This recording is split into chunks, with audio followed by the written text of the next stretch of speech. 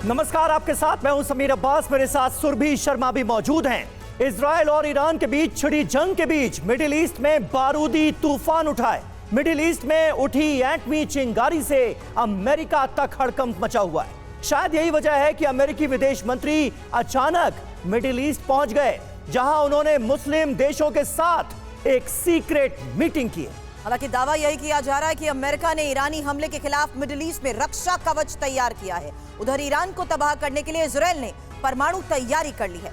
Israel ने अपने एटमी mission का नाम स्टॉर्म रखा है और पुतिन भी नेटो को खत्म करने के लिए एटमी ब्लूप्रिंट बना चुके हैं। और उसी के तहत आपको बता दें, कई बड़ी खबरें वॉर जोन से समीर इस वक्त मिल रही हैं। जी हां, शुरुआत अहम खबर के साथ कर रहे हैं। डोनेस्क में रूसी फौज का बारूदी प्रहार हुआ है। वोस्तोक फोर्स पर यूक्रेनी सेना पर हमला हुआ है। टैंक से यूक्रेनी सेना के ठिकानों पर बारूदी वर्षा कर दी गई। किस तरह, ये देखिए वीडियो।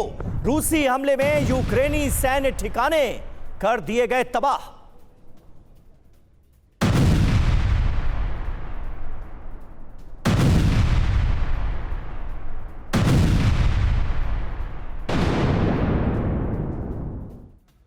अब एक और तस्वीर आपके सामने होगी और ये रूस का अब्राम टैंक पर भीषण हमला है। रॉकेट से अब्राम टैंक को निशाना बनाया गया। दावा रूस की तरफ से यह कि हमले में अब्राम टैंक तबाह हुआ है और यूक्रेन को अमेरिका ने ही अब्राम टैंक दिए हैं।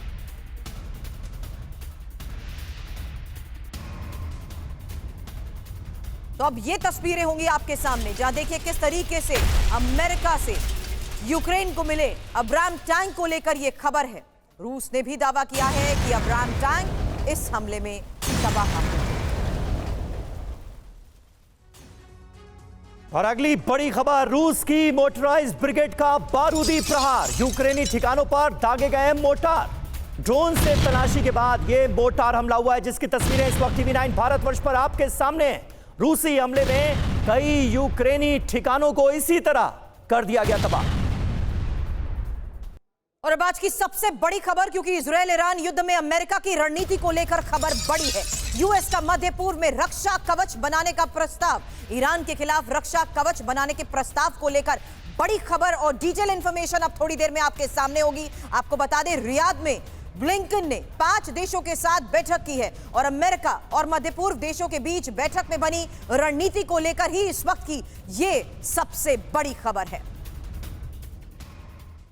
तो ये बहुत महत्वपूर्ण बैठक है, जिससे जुड़ी कुछ अहम और एक्सक्लूसिव जानकारियां हम आपके सामने रखने जा रहे हैं। इजराइल वर्सेस ईरान, अमेरिका क्या प्लानिंग कर रहा है और मुस्लिम देशों को लेकर अमेरिका की आखिर योजना है क्या? बड़ी खबर पर नजर डालिए। अमेरिका की 5 मुस्लिम देशों के साथ यह सीक्रेट मीटिंग हुई है, जिसके बारे में हम आपको जानकारी दे रहे हैं। ईरान के खिलाफ ये अमेरिकी चक्रव्यूह तो नहीं, अमेरिका ने 5 मुस्लिम देशों के साथ मिलकर मीटिंग करके एक स्ट्रैटेजी बनाई है, रणनीति बनाई। इस मीटिंग के तहत समीर, बड़ी खबर यही आई कि ईरानी हमले से बचने के लिए रक्षा कवच के प्रस्ताव को देखते हुए मीटिंग बहुत महत्वपूर्ण थी और इजराइल और उसके साथी देशों को बचाने के प्लान को लेकर बड़े इनपुट मिले हैं। और कौन कौन से देशों के साथ ये बैठक हुई है? सऊदी अरब, कतर, मिस्र, यूएई, जॉर्डन। अब इसी को लेकर हम चर्चा करने वाले हैं कि आखिर किस तरीके से अब चीन के बाद अमेरिकी विदेश मंत्री का मिडिल ईस्ट दौरा बहुत बहुत जरूरी है। यहां तक कि रियाद में एंटनी ब्लिंकन की मौजूदगी के तहत मुस्लिम देशों के साथ हुई बैठक से क्या बड़ी खबर निकलकर सामने आ रही है समीर? जी हां, मुस्लिम देशों के विदेश मंत्रियों के साथ ईरान जंग पर मंथन हुआ है और सबसे बड़ा मसला तो देखिए यही है, ईरान और इजराइल के बीच जो जंग चल रही है उसका अंजाम क्या होगा, अमेरिका की भूमिका क्या होगी। सवाल यह कि क्या ईरान से युद्ध में इजराइल का साथ देंगे मुस्लिम देश? अगर ईरान से युद्ध होता है, यानी डायरेक्ट वॉर की नौबत आती है इजराइल और ईरान के बीच, तो ऐसे में इन मुस्लिम देशों का रुख क्या होगा? अमेरिका पूरी तरह से इजराइल के साथ है, यह दुनिया जानती है, लेकिन ईरान क्योंकि एक मुस्लिम देश है तो बाकी मुस्लिम देशों का रुख क्या होगा, इसका इंतजार हर किसी को है। हमारे साथ कई खास मेहमान इस वक्त जुड़ रहे हैं, उनसे आपका तारुफ करा दें। मेजर जनरल जीजी द्विवेदी हमारे साथ मौजूद हैं। इसके अलावा मेजर जनरल वीके दत्ता हमारे साथ मौजूद हैं। निनाद सेठ रक्षा विशेषज्ञ के तौर पर हमारे साथ मौजूद हैं और हमारे सहयोगी मनीष झा इस वक्त हमारे साथ हमारे स्टूडियो में ही मौजूद हैं। मनीष, सबसे पहले जरा थोड़ी क्लैरिटी दीजिए। अमेरिका की यह कोशिश साफ तौर पर नजर आ रही है कि मुस्लिम देशों को अपने पाले में लाया जा सके ताकि इजराइल की जिस तरह से अमेरिका मदद कर रहा है उसमें थोड़ी और हेल्प मिले। हुआ क्या क्या है इस मीटिंग में? देखिए समीर, 14 अप्रैल वो तारीख है जब मुस्लिम देशों ने भी देखा कि ईरान की वास्तविक क्षमता क्या है, जब उन्होंने 350 मिसाइल और ड्रोन से हमला किया। और उसके बाद से मुस्लिम देश भी काफी डरे हुए हैं। उन्हें लग रहा है कि जंग जब होगी और वैसी स्थिति में ईरान वर्चस्व बनाने के लिए जब उन देशों पर यह कहकर हमला करेगा कि यहां से अमेरिकी फाइटर जेट उड़ान भर रहे हैं, तब क्या होगा। और इसी बीच देखिए हालात क्या हुए। अमेरिका के विदेश मंत्री चीन गए। चीन में जाकर उन्होंने मनाने की कोशिश की कि ईरान को समझाइए। चीन राजी नहीं हुआ तो अमेरिकी विदेश मंत्री मिडिल ईस्ट में पहुंचे हैं और प्लान यह बना कि ईरान के साथ जब इजराइल की जंग होगी और ईरान के किसी भी दुस्साहस का जवाब देने के लिए सभी मुस्लिम देशों को एक एयर डिफेंस सिस्टम के तहत आना पड़ेगा। यानी एक ऐसे रक्षा कवच के भीतर आना होगा जहां से आप ईरान के हमले का जवाब देंगे। और फिर देखिए 14 अप्रैल को हमने देखा कि जॉर्डन में किस तरह से जो ईरान के मिसाइल है उसको मार गिराया गया था। तो जॉर्डन को यह आशंका है, यह आशंका सऊदी अरब को है। सऊदी और ईरान के अदावत को सब कोई जानता है। वही आशंका कतर को है, वही आशंका इजिप्ट को है। इसीलिए अमेरिका ने यह मुस्लिम देशों का प्लान बनाया है जो लेकिन इजराइल के साथ लिए मिलकर। सुरक्षा कवच को देखते ये मीटिंग जितनी महत्वपूर्ण थी, उसी लिहाज से निनाद आपसे ये सवाल, क्या अमेरिका इसमें सक्सेसफुल होता हुआ नजर आ रहा है? किस आधार पर वो राजी कर लेगा इन सबको इजराइल के साथ आने के लिए, इजराइल को वो सुरक्षा कवच देने के लिए? आखिर क्या खतरा है मिडिल ईस्ट में जहां ये सहयोग इतना इंपॉर्टेंट है? देखिए, इसमें 3 पहलू हैं। पहला पहलू ये है कि ईरान एक शिया कंट्री है।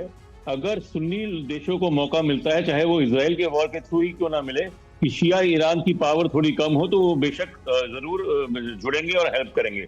दूसरा पहलू ये है कि किसी को ये नहीं पता कि ईरान कितने करीब है न्यूक्लियर बॉम्ब के, और उसको और ना जाए ये हर जगह के पक्ष में है, चाहे वो सुन्नी कंट्रीज हो जैसे सऊदी अरेबिया, अमेरिका या इजराइल। और तीसरा और सबसे महत्वपूर्ण अभी इमीडिएटली जो खतरा है वो ये है कि बातें चली हैं, खत्म नहीं हुई हैं। दोनों तरफ से, इजराइल से भी और ईरान से भी खतरा बहुत है। अब अटैक आ सकता है और उसको अगर रोकना है तो अचानक अगर अमेरिका के विदेश मंत्री चीन से सीधा मिडिल ईस्ट चले गए, इसका मतलब कि वो एक जाल बिछाना चाहते हैं। ईरान को इतना ज्यादा खतरा हो कि वो पहल ना करे, वो पहले अटैक ना करे। वो समझ जाए कि एक देश के साथ लड़ना एक बात है, इजराइल के साथ, और 5-6 देशों के साथ, और अमेरिका की 5th फ्लीट जो बहरीन में है और 7th फ्लीट जो पास में समुद्र में है, उससे लड़ना अलग बात है। तो ईरान को डराने की ये पहल है। ईरान को डराने की यह पहल है आपके हिसाब से। हमारे साथ तमाम खास मेहमान मौजूद हैं, उनका हम रुख करें। उससे पहले इजराइल का गाजा में जो भीषण हमला हुआ है उसके बारे में अहम खबर आपके सामने। युद्ध विराम की बातचीत के बीच ये अटैक हुआ है। इजरायली हमले में 5 लोगों की मौत हुई है। नसीरात शिविर में भीषण तबाही मची है। इस हमले के बाद यहां पर क्या हालात थे, कैसी स्थिति थी, ये जरा आप देखिए तस्वीरें। गाजा में ड्रोन अटैक को अंजाम दिया गया है। इजरायली हमले में 5 लोगों की जान गई है। नसीरात कैंप में भीषण तबाही मची। और हमास की टनल पर आईडीएफ के हमले की तस्वीर अब आपके सामने होगी, जहां गाजा के बेत इलाके में 2 सुरंगों पर अटैक को लेकर बड़े दावे किए जा रहे हैं। आईडीएफ के हमले में हमास की दोनों सुरंगें नष्ट करने का दावा किया गया। ये देखिए तस्वीर।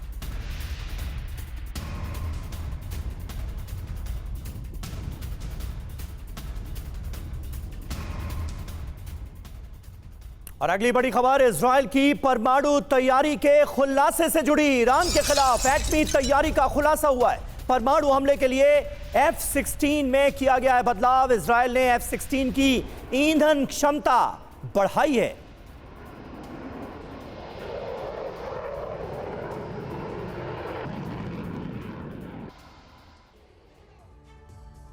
तो खुलासा आखिर क्या हुआ है? इंफॉर्मेशन, क्योंकि इजराइल का मिशन ईरान युद्ध भूमि में तूफान इसलिए कह रहे हैं क्योंकि खुलासा यह कि फाइटर जेट F-16 में बदलाव, यहां तक कि परमाणु हथियार ले जाने के लिए यह बदलाव बहुत इंपॉर्टेंट है। और F-16 का नया नाम फाइटर जेट परमाणु हथियार स्टॉर्म इसका नाम दिया गया है। और यह बदलाव आखिर किया क्यों गया समीर, यही इस वक्त का सबसे बड़ा सवाल। बिल्कुल, और बदलाव क्या किया गया है आप देखिए। F-16 की ईंधन क्षमता को 50% तक बढ़ा दिया गया है। 50% तक इसकी क्षमता को बढ़ा दिया गया है, यानी इजराइल भी खुद को तैयार करता हुआ नजर आ रहा है। ईरान के बारे में तो सुरभि ये खबरें हैं ही कि उसने अपने आप को इस लेवल पर ला दिया है कि कुछ ही घंटों के अंदर वो खुद को परमाणु संपन्न कर सकता है। हालांकि F-16 यानी तूफान, ये हम क्यों कह रहे हैं समीर, आइए जल्द इसकी खूबियां भी बता देते हैं, क्योंकि स्पीड की बात करें तो 2414 किलोमीटर प्रति घंटा बताई जा रही है। रेंज पर सबका फोकस इसलिए होता है जिस लिहाज से ही अपने आप को अपग्रेड करता है,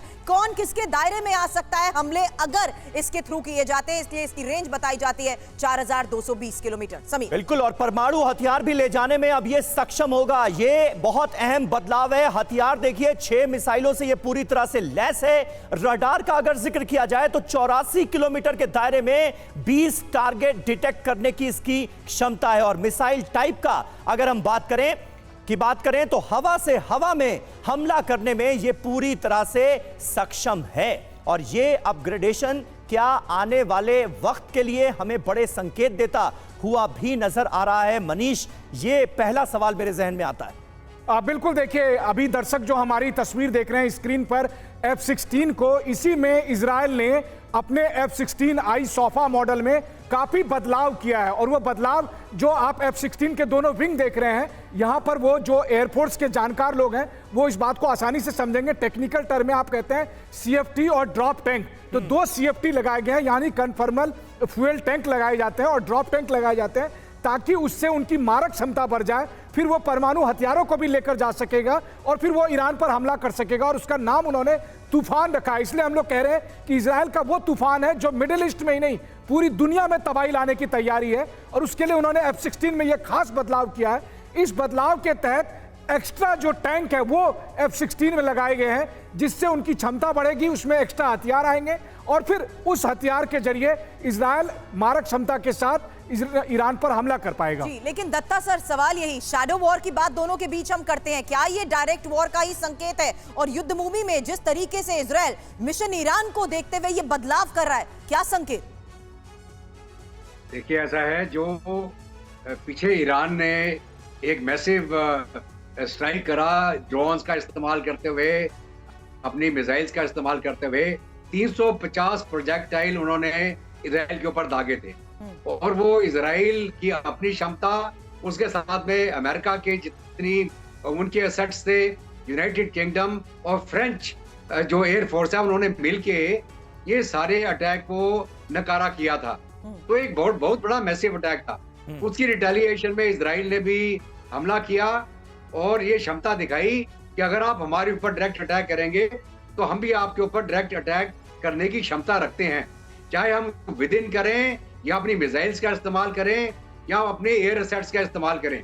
तो ये तो अभी उन्होंने अपना जो एक जिसको बोलते हैं शो फोर्स करके दिखा दिया कि अगर ईरान कोई कोशिश करेगा तो हम भी स्ट्राइक करेंगे।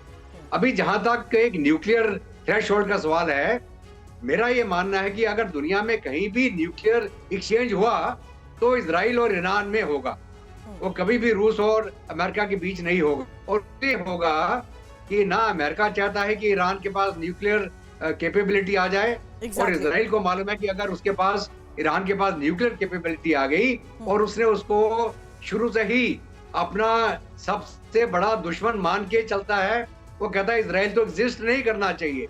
अगर इजराइल ने एग्जिस्ट नहीं करना है, इजराइल ने अपनी जान बचानी है, और अगर इजराइल को यह पता चल गया कि ईरान मेरे ऊपर न्यूक्लियर स्ट्राइक कर सकता है, तो प्रीएम्प्टिव स्ट्राइक करके ईरान के वो सारे ये वही ग्राउंड्स है सर कि इजराइल का स्ट्रेटेजिक पार्टनर अमेरिका भी ईरान को देखते हुए बड़ी प्लानिंग कर रहा है, और आज उसी सुरक्षा कवच के तहत ये बड़ी खबर हम आपको बता रहे हैं। लेकिन इस बीच एक और तस्वीर, जहां देखिए नॉर्थ गाजा पर इजराइल के हमले की तस्वीरें आई हैं और जबालिया कैंप पर मिसाइल दागी गई है। इजरायली हमले में भारी नुकसान का दावा किया जा रहा है।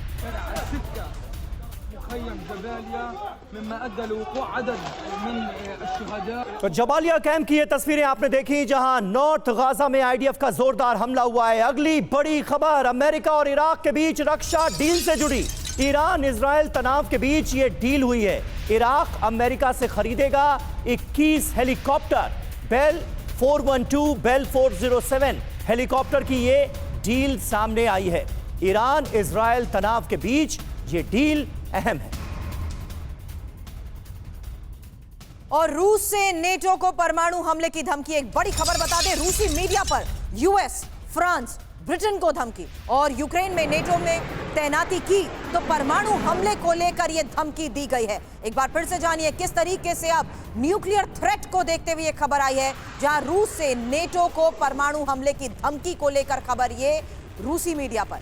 यूएस, फ्रांस और ब्रिटेन को धमकी, यूक्रेन में नेटो ने तैनाती की तो परमाणु।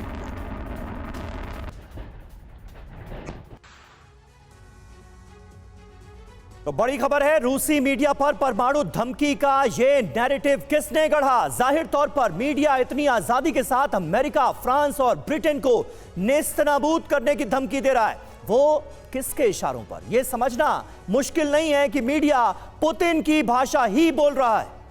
हालांकि पुतिन भी लगातार इस तरह की धमकियां दे चुके हैं और तैयारी न सिर्फ पृथ्वी को परमाणु हमले से दहलाने की है, बल्कि अंतरिक्ष में विध्वंस का यह प्लान है और इसके समय दर समय कई प्रमाण भी मिल चुके हैं।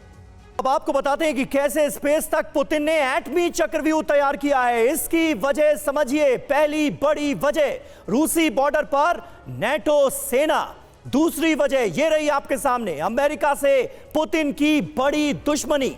तीसरी बड़ी वजह पुतिन की परमाणु अटैक की धमकी जो कई बार सामने आ चुकी है। चौथी वजह रूस अमेरिका के पास 90% न्यूक वेपन।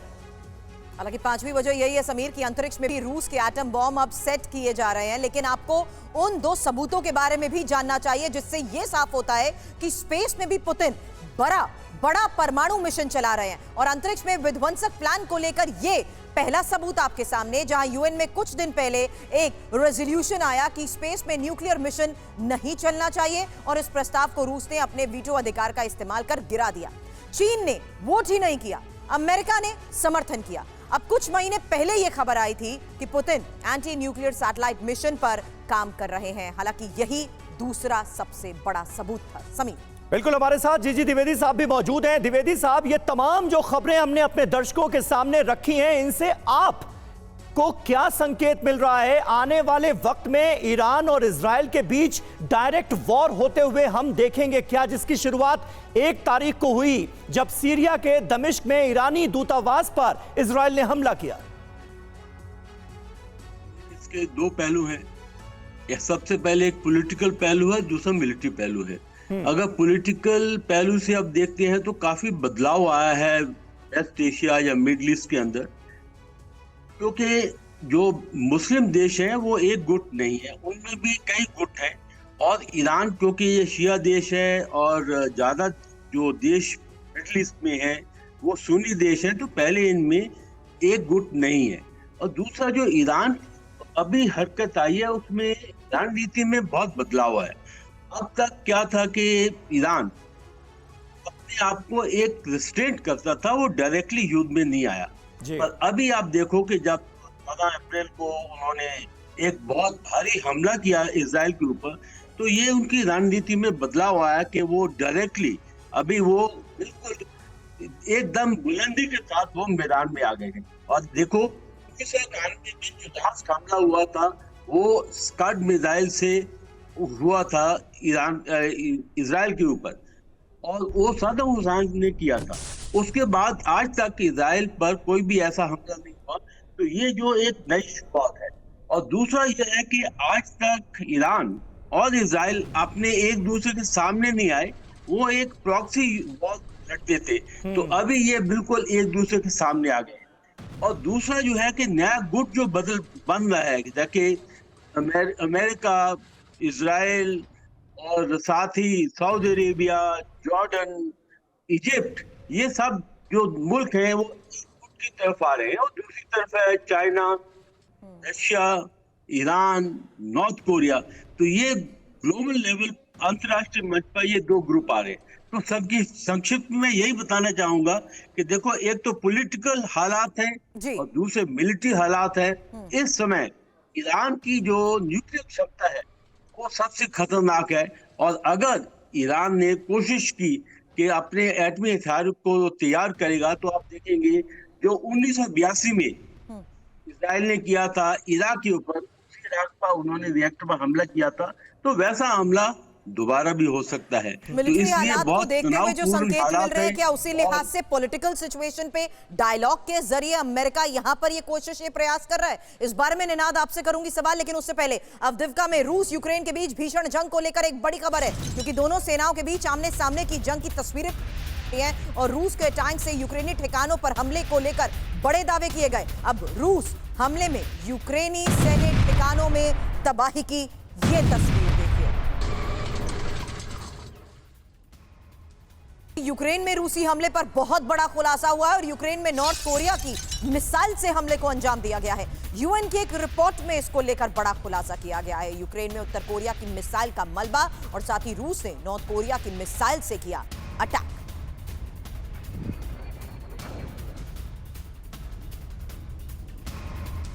ये देखिए तस्वीर, जिस आधार पर ये दावे किए गए और ये खुलासा किया गया कि किस तरीके से रूस ने नॉर्थ कोरिया की मिसाइल से अटैक को अंजाम दिया है और यूक्रेन में उत्तर कोरिया की मिसाइल के मलबा भी बरामद किया गया है। जी हमारे साथ निनाद सेठ इस वक्त मौजूद हैं। निनाद जी, किस तरह से आप देखते हैं, और ये जो चौकड़ी जिसका जिक्र अभी द्विवेदी जी भी कर रहे थे, ये आपको आने वाले वक्त में क्या और करीब और नजदीक एक दूसरे का साथ देती हुई नजर आती है, जिसमें नॉर्थ कोरिया भी है, जिसमें चीन भी है, जिसमें रशिया भी है और जिसमें ईरान भी है?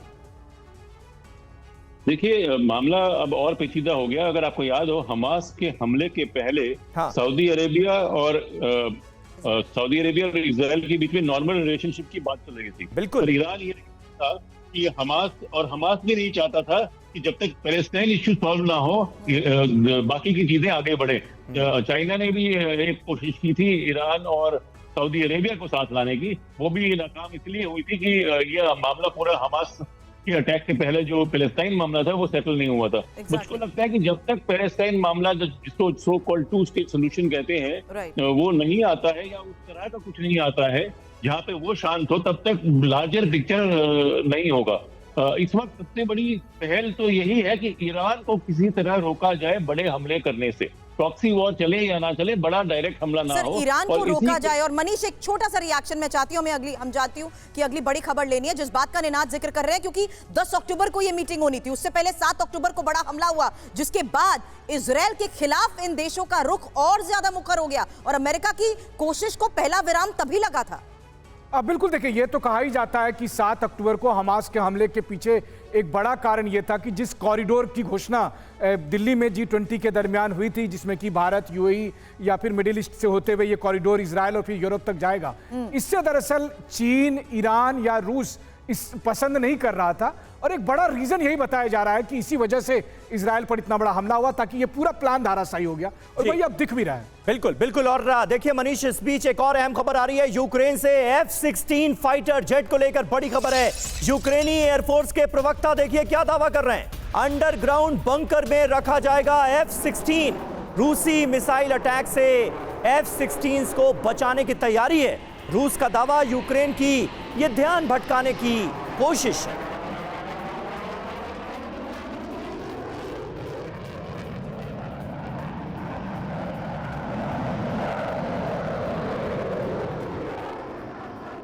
तो एक तरफ अमेरिका का रक्षा कवच और दूसरी तरफ इजराइल का तूफान, जिसके बारे में तमाम एक्सक्लूसिव खबरें हमने आप तक पहुंचाई। बहुत बहुत शुक्रिया अदा करना चाहेंगे अपने तमाम खास मेहमानों का, मनीष आपका भी, जो हमारे साथ जुड़े।